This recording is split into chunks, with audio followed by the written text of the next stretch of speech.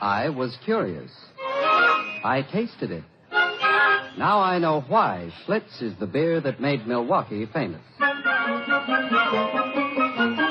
If you like good beer, you'll find it pays to be curious and learn about Schlitz for yourself. And now the Joseph Schlitz Brewing Company of Milwaukee, Wisconsin presents Mr. and Mrs. Ronald Coleman.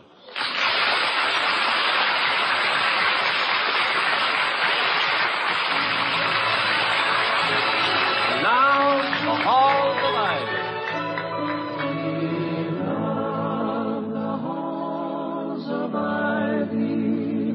That surround us here today, and we will not forget though we be far, far away. Welcome again to Ivy. Ivy College, that is, in the town of Ivy, USA.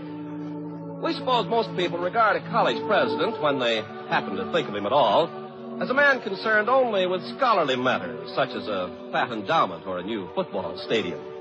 Now, this is a profound misconception. In most respects, college presidents have the same interests we do. At this moment, for example, Dr. William Todd Hunter Hall, the president of Ivy, sits book in hand seeking the answer to a question millions of thoughtful Americans are asking themselves tonight. Who done it? Mrs. Hall is going over the household accounts. Toddy, the telephone. Toddy, please answer the telephone. I hear it, Victoria, but I don't see it. You were the one who wanted the extra long extension cord installed. I know I did. I thought it would be a convenience. I didn't foresee it as an endless series of rumps through the living room.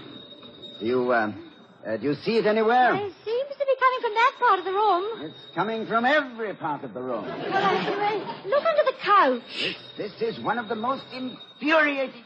Yes, what is it, Penny? The telephone is ringing, sir.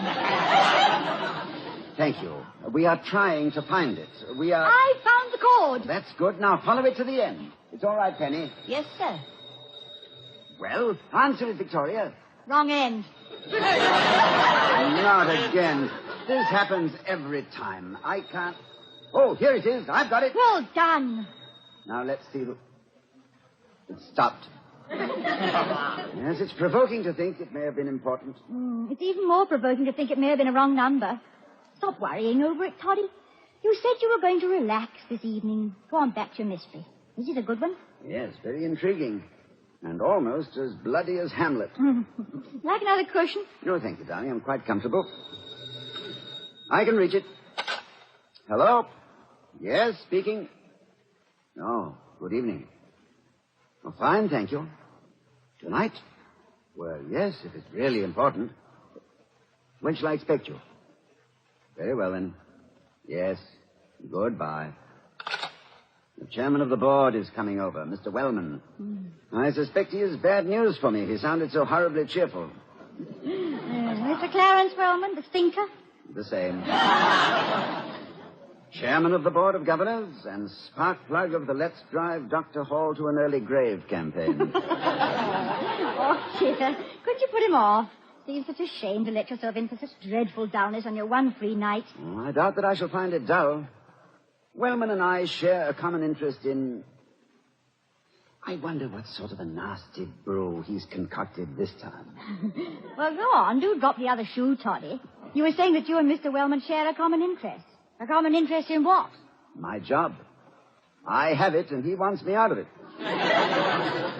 He's been after that for years, pursuing it with the fixity of purpose and the utter lack of humor of a child reading a comic book. Well, there's no point in fretting. Have an apple. Vicky, darling, I love you, but I cannot be soothed with a pippin. I wasn't trying to soothe you, Toddy. I was merely trying to induce you to eat some fruit. You never eat any at all. It's bad for you. Is there any chance of Mr. Wellman getting you out of your job? Oh, not for the next 5 years. My contract, as you know, runs through 1955. But he seems to have reasoned that if little drops of water can, in the course of time, produce a phenomenon like the Grand Canyon, I need not complete the thought. You sure you won't try Pippin? Quite sure, my dear. In my most tranquil moments, I have little taste for apples. I've even less while awaiting the arrival of a colleague who is seeking to dehorse me. It's very odd, you know. I should detest fruit, too. It figured so prominently in my first professional appearance. Really, Victoria? I've always thought of your theatrical career as a series of personal triumphs. Yeah, well, it was, for the most part. But not in this particular instance. I was only 15, but rather ripe for my age, when a comic named Arthur Pinero offered me a job as his partner in a variety turn. 15? I wish I'd seen the act. You'll change your mind when I'll tell you we were billed as Pinero and Cromwell, those funny people. We broke in a turn at a small variety house in the East End of London. I like to think the performance flopped because of its subtlety. What was it like? Well, I'd feed Artie a line, and he'd retort wittily, and then we'd slosh each other about the head with inflated bladders. The harvest of fruit generally occurred after we'd been on about 3 minutes, and order was not restored until about the 6th chorus of God Save the King. And you still like apples, huh? Well, 9 o'clock. Wellman will be here any minute. Oh, Toddy, don't look so concerned. Do you think he's got some particular grudge against us? No, I don't think so. No, he's just a sort of an intellectual Sunday driver. He has no destination in mind and resents being passed by someone who has. There he is now. Well, Penny will let him in. You're not really worrying about his visit, are you? No, but the jawbone of an ass is a legendary weapon. And Mr. Wellman, being equipped with both uppers and lowers... Whoops. Oh, good evening, Mr. Wellman. Good evening, Dr. Hall. And Mrs. Hall. Good evening. Come in. Thank you. How are you feeling this evening, Doctor? Fine. Never better. Should have seen the dinner I ate. Oh, good. I really tucked it away with both hands tonight, didn't I, Victoria? You certainly did. And imagine, no sooner had we left the table and settled ourselves in here than he asked for an apple. Here you are. William, have one. Thank you, Victoria. Oh, not at all. Would you care for one, Mr. Wellman? No, thank you. Apples do not agree with me. Now, sit down, Mr. Wellman. Thank you. This won't take very long. I seem to have sat on your book. Oh, no. I'm sorry. I must have... Raymond Harris's latest. He died laughing. Finished it? No, I'm in the middle. I read it last night. Excellent mystery, I thought. Have you guessed yet that the elevator girl Dolores is the murderer? No, I haven't. I imagine I will very soon, though. Is there anything else you wish to see me about? Yes. I have here a copy of today's edition of the students' newspaper, the Ivy Bulletin. I want to read the editorial to you, if I may. Just listen to this. The statements issued by our Board of Governors resemble the peace of God in that they are beyond human comprehension. Never has so much pap. What? Let me see that. It's quite the most vicious attack I've ever read. Who's responsible for this? Young Buckley, I presume. Jared Buckley, the editor. I shall most certainly demand a full explanation. The governors were so incensed when they learned... The board knows of this? They know of this editorial? How? I had some other business to take up with them and called an informal meeting early this evening. This was taken up in passing. I naturally assumed they were already familiar with it. Naturally. Everyone knows that prosperous industrialists spend most of their time devouring student publications. It was an irregular meeting, Doctor. I trust it does not upset you. Oh, not in the least. Victoria, may I have another apple? Of course, yeah. Thank you. I assumed the board would be familiar with the editorial because of my own interest in the bulletin. I was its editor while a member of the class of 1907. Imagine my horror when I realized they had heard nothing about this editorial and never would have had I not brought it to their attention. You must have felt dreadful. I immediately tried to undo the damage I had so innocently caused. I told them I felt certain there was some explanation for an editorial which discussed me and the other members of the board in terms one would not apply even to a mongrel dog. And that failed to calm them? My efforts to pour oil upon the troubled waters merely incensed them the more. Incredible. They instructed me to go to the root of the matter and to announce to you that they would press for Buckley's expulsion. His immediate expulsion. The decision to expel rests entirely with me. Until I know the full story, I refuse even to consider it. The members of the board are entirely justified in their resentment. But so drastic a step is not to be thought of prior to full investigation. Well, of course, that's a matter resting entirely between you and the members of the board, of which I merely happen to be the chairman. Good heavens.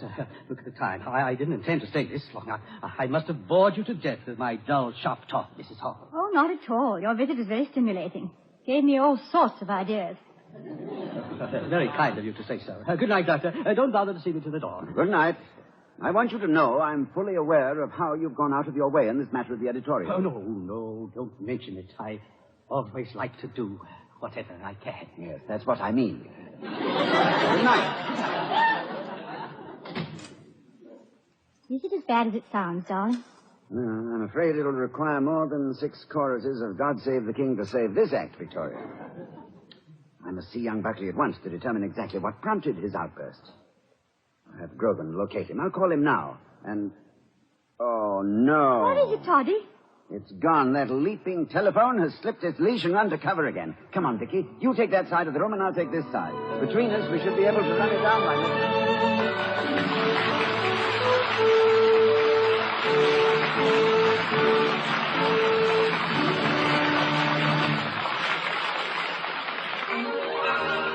I was curious.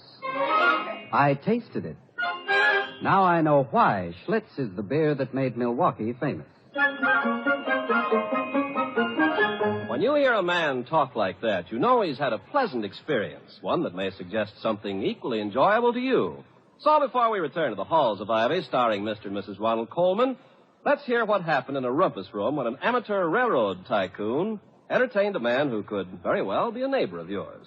My story concerns a friend who loves to demonstrate the workings of his model railroad and how he put me on the right track to the beer that made Milwaukee famous.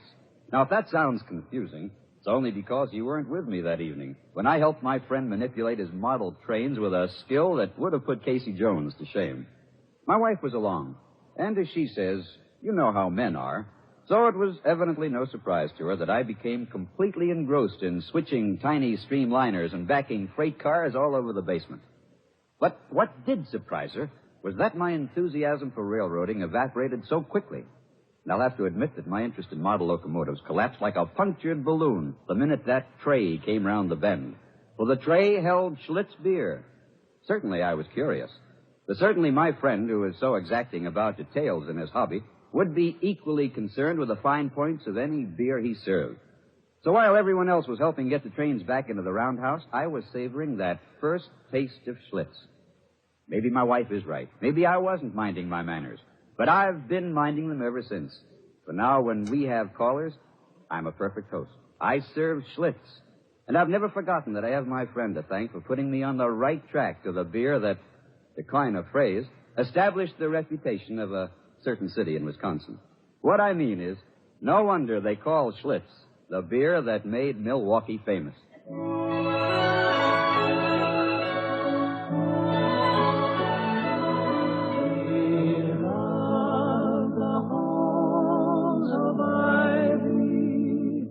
That surround us here today. As we rejoin the Halls of Ivy, the rather worried Dr. Hall, with a touch of nostalgia, says, You know, Victoria, there are times when I wish I were a carefree undergraduate once more. Oh, stretch out on the couch, Toddy. Put your head in my lap. There. That's good. You know, in those days, I used to wear a yellow slicker covered with funny sayings, such as banana oil. And I wore a blazing red felt hat known as a whoopee crusher. I drove about in a purple Stutz Bearcat sounding an enormous klaxon horn incessantly. Whatever for? Why, I had to, in order not to be conspicuous. We were all alike. What the devil's the matter with Grogan and his campus police? Shouldn't take this long to find Buckley. Oh, relax, Toddy. I'm sure it's not the... It's all right. Don't move, Vicky. I have my foot on it. Hello. Speaking. Yes, Grogan, have you found him? Good. Thank you very much. Good night. Young Buckley is on his way over. Now, you won't be too severe with him, will you, Toddy? You can be terribly intimidating, you know. Inasmuch as Buckley stands 6'4" and came out of the war covered with decorations for bravery beyond the call of duty, I don't think you need be unduly concerned for him, Victoria. If you must have fears, let them center about me. No, I don't relish this interview at all. If he published a retraction, would that smooth things over? I'm afraid not. Mr. Wellman, the entire board, in fact, will be appeased by nothing short of a human sacrifice. My own feeling is that Buckley, as editor, is privileged to express his view right or wrong, subject only to a reply by the board being given equal space and prominence in the bulletin. I have very strong feelings about the freedom of the press. That's one of the reasons I love you, Toddy. You have strong feelings about everything. Thank you, Vicky. I also have very strong feelings about the freedom of reading. Our press is free to report and interpret, and is also free to distort and suppress. The public is free to read what it will, and is also free to disbelieve and go behind the printed word. Free is a short word that goes a long way. It's one of the most beautiful words in our language. Ever since the Chinese invented movable type half a century before Gutenberg, freedom has been moving forward. In spite of a few bad publishers and stupid readers, a responsible press and an informed public... excuse me, am I making a speech again? Yes. The same one you gave to the journalism class last month, so you fixed it up a little. What do you do if Mr. Wellman insists Buckley be expelled? Oh, I'll fight him. Even though the board may take my contract and... Tell me, is it very difficult to manipulate an inflated bladder? Before long, you and I may well find ourselves breaking in a new act in the East End of London. Well, it's not at all difficult. Cromwell and Hall, those two funny people. Tell me, lady, how do you know how to make a Venetian blind? No, how do you make a Venetian blind? You stick your finger in his eye.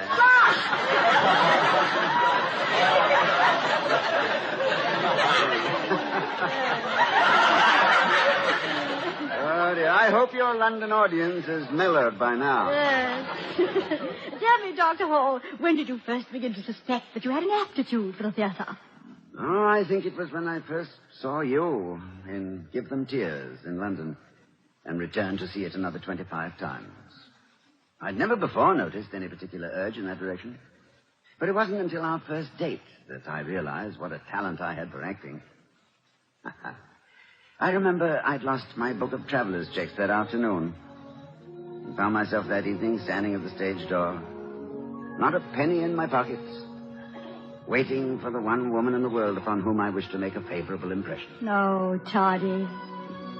The casualness with which I masked my agony convinced me the stage had lost the genius when I embarked upon an academic career. So sorry to have kept you waiting, Mr. Hall. In view of the reward, Miss Cromwell, my time was well spent. You look very beautiful. Oh, this is for you. Oh, it's lovely. I've always thought a single rose more charming than great big bouquets of them. Really? I'm very glad. I'll wear it in my hair. What made you decide to bring me just one? Did you know I preferred it? No. It seemed like a good idea somehow. May I say its beauty has faded by comparison? Oh, no. And the more ways in which you say it, the happier I'll be. It's foggy tonight, isn't it? Is there a taxi out there? I imagine there must be. I'm absolutely starved. I never eat before a performance, and I'm always ravenous at the final curtain. Where are we going? I haven't decided yet. Oh, well, we might go to the Wedgeley. The food's heavenly. You very hungry? Well, it's funny, but at the moment, I seem to have no appetite whatsoever. Well, I think I could eat for both of us. This fog is extraordinarily thick. Where's your taxi parked? I can't see a thing. I'm completely lost. Oh, well, your driver's probably not waiting for you anyway. Taxis are at a premium on nights like this. Fortunately, the Wedgeley's only round the corner. Do you mind walking? Not at all. In fact, I'm in favor of it. You're very quiet. I was thinking that this is like a daydream come true for me. In London, on a sabbatical, walking in the mystery of night and fog, with you on my arm. It's a heady mixture for a professor. What would you be doing if you were back home now? On a Saturday night? Hmm. Oh, I'd find something stimulating to do, I suppose. Drive through the countryside, or a concert, or a squash game at the club. Really? On a Saturday night, huh? Oh, I know that doesn't sound like much when I tell it, but when you're living it, yes? Then it's even worse. Oh. But I'll remember an evening like this for the rest of my life. The way it's gone these past few minutes, that is. I think I'd best tell you now that I can't take you to the Wedgeley, nor any place else, because I haven't any money. What? I misplaced my traveler's checks. The only money I could raise was 2 shillings. Borrowed it from the doorman at the hotel. And I spent that for the rose. I'm terribly sorry. Oh, no. Don't apologize, please. How did you get to the theater from your hotel? You're stopping at the Hanover, aren't you? Yes, I walked. All the way? It's the other side of London. Oh, I started around 7. Shall I take you back to the theater? No. Professor Hall, may I say that never in my life has anyone walked a dozen miles to see me, and I'm very moved. Then I'm glad I ran part of the way. Oh. Do you think you could walk another 2 miles? Of course. Why? Well, my flat's only 2 miles away. There's a perfectly delicious steak waiting, and I happen to be the best cook in the world. Oh, thank you. Thank you. Why, not at all, sir. You've lifted a mountain from my heart. Do you mean you want to see him or don't you? I thought you'd be angry. Why should I be angry? Toddy, Penny wants to know whether or not to show young Buckley in. Buckley? Who's Buckley? Oh, Buckley! Yes, of course. Yes. Oh, yes. Yes. Show him in. Vicky, darling, will you entertain him while I put on a coat? A certain formality is required, and a dressing gown yes, is of course, hardly... of course. I'll be down immediately. Mrs. Hall? Yes. Good evening. Mr. Buckley? Yes, Jared Buckley, Corporal, United States Army. Retired. How do you do? Won't you sit down? Thank you. You've never been here before, have you? No, ma'am. This is my first visit to the powerhouse. Oh, the powerhouse. Is that what the students call it? Yes, ma'am. Well, this fire feels good. Winter is really here, isn't it? Saw a whole covey of good humor wagons flying south this afternoon. I hope this call hasn't inconvenienced you. That's all right. I was out with a girl. Well, the thought seems to sadden you. She annoys me.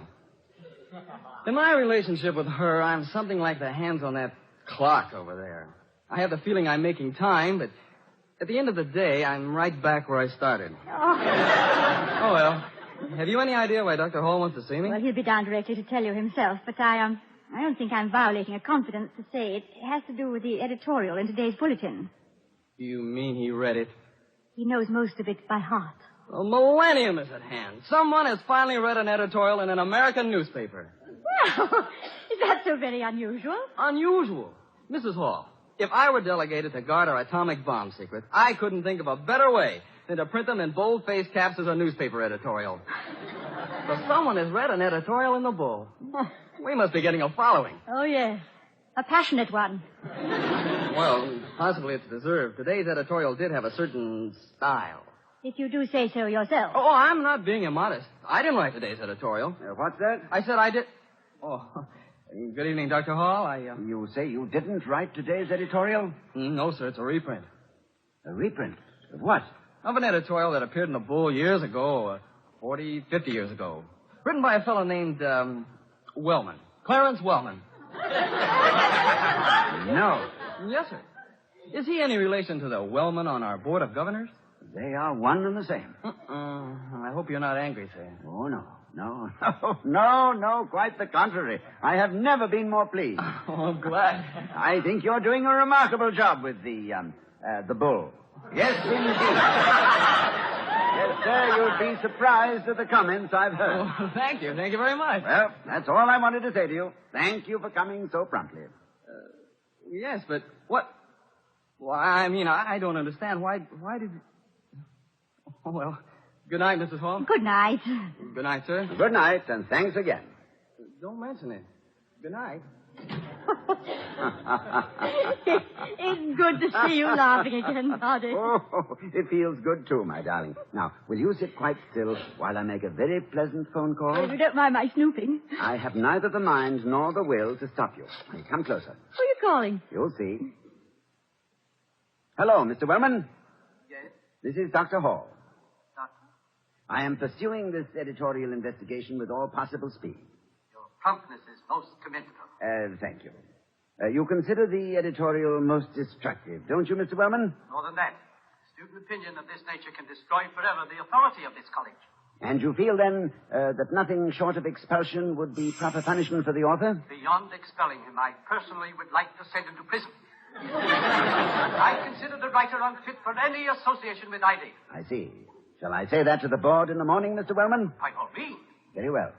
But before I hang up, I feel that you should know that Jared Buckley did not write it. Then who did? You did, Mr. Wellman, in 1907. Good night.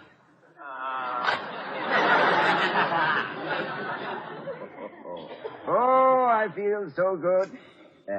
Vicky, What? would you like to play a game I just thought of? A game? What game, Toddy? I'm going to blindfold you, hide the telephone, then go down to the drugstore and call you up.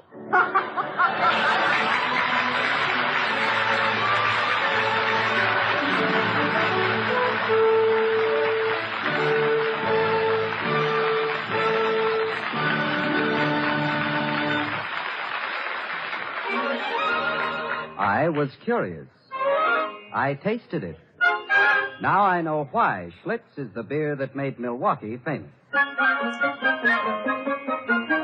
And here again are Mr. and Mrs. Ronald Coleman. When we get this month's telephone bill, my dear, don't show it to me. Just pay it. Pay it cheerfully. Why, won't you want to look it over? Not this one, no. My last call was worth the entire bill. So just send a check, even though the charges may seem exorbitant. Any conversation I've had with Mr. Wellman, I am happy to consider a long-distance call. All right. Thank you. Good night, everybody. Good night.